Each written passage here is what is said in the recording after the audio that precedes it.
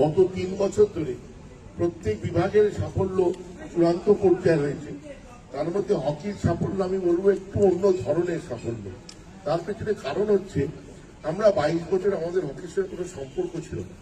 আমরা hockey player কিভাবে হয়, টিম কিভাবে হয়, সত্যি কথা বলছি আমাদের কারোর জ্ঞান ছিল না।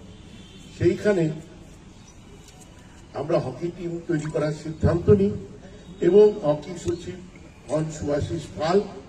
তিনি এবং তার হকি সাব কমিটির প্রত্যেকটি মেম্বার, সুদীপ্ত আছে, সুব্রত আছে, সঞ্জয় আছে, সুপ্রভাত আছে, অরিজিৎ আছে, দেবাশিস রায় আছে,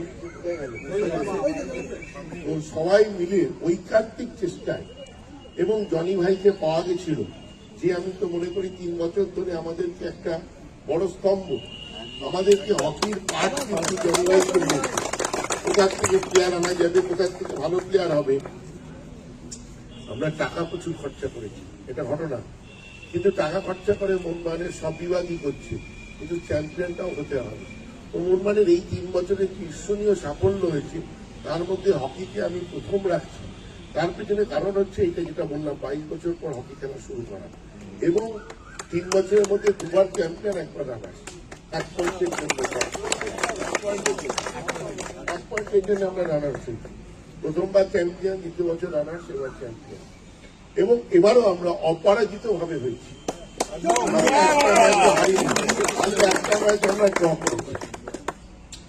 তার জন্য আমি সবাইকে সাধুবাদ জানাচ্ছি। ক্লাবের তরফ থেকে আমরা সবাই মিলে এনাদেরকে, প্লেয়ার এবং কোচেদেরকে আমরা 1.5 লক্ষ টাকার প্রাইজ মানি ঘোষণা করেছি। 1.5 লক্ষ টাকা ওনাদের মধ্যে ভাগ করে সবাই পাবে, ইনক্লুডিং মানিকও ওদের সঙ্গে যে কাজ করেছে, মানিকও একটা ভাগ পাবে। সবাই প্রত্যেকে এর মধ্যে কাজ করেছে, কেন প্রত্যেকের আমি মনে করি একটা না একটা ভূমিকা পালন করে। তো সেই ভূমিকাতেই একটা টিমের সাফল্য হয়। কেউ একা, আমি একা আনতে পারবো না, সুভাষিস পাল একা আনতে পারবে না, জনি ভাই একা আনতে পারবে না, রাজাদা একা আনতে পারবে না। এটা সবার মিলিত প্রয়াসই হয়েছে। এবং আমাদের কমিটি যত সদস্য ছিল, সাব কমিটি, আমাদের এমনি সাপোর্টার, মেম্বার যারা রেগুলার মাঠে আসে, কালকে যেটা আমি আজকে অনেক জায়গায় দেখলাম যে হকি এই উন্মাদনা, তো হকি উন্মাদনা কেন 100টা হয়েছে, তার কারণ নয়। হকির উন্মাদনা হওয়ার পিছনে কারণ হচ্ছে মোহনবাগানের আবার হকি খেলা।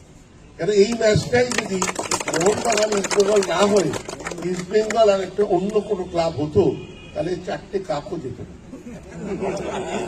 মোহনবাগান ইস্টবেঙ্গলের আবেগকে কেউ কেড়ে নিতে পারে না, এই আবেগ চিরকাল থাকবেই। সেই আবেগের কালকে প্রতিফলন হয়েছে। মাঠে কম করে 5,000 লোক ছিল। আমার মনে হয় না হকি মাঠে এত লোক কোনোদিন হয়। আজকে ন্যাশনাল প্লেয়ার্স প্লাস সারপ্রাইজ, যে এত আমাদের প্লেয়াররা কেন গেছিলেন জানেন? তোমাকে বলছি, কারণ খেলাটা ছিল ইস্টবেঙ্গলের এগেনস্টে। এই খেলাটা যদি হতো কোনো একটা অন্য টিমের এগেনস্টে, 4টে লোক যেত, তুমি যেতে থাকবে।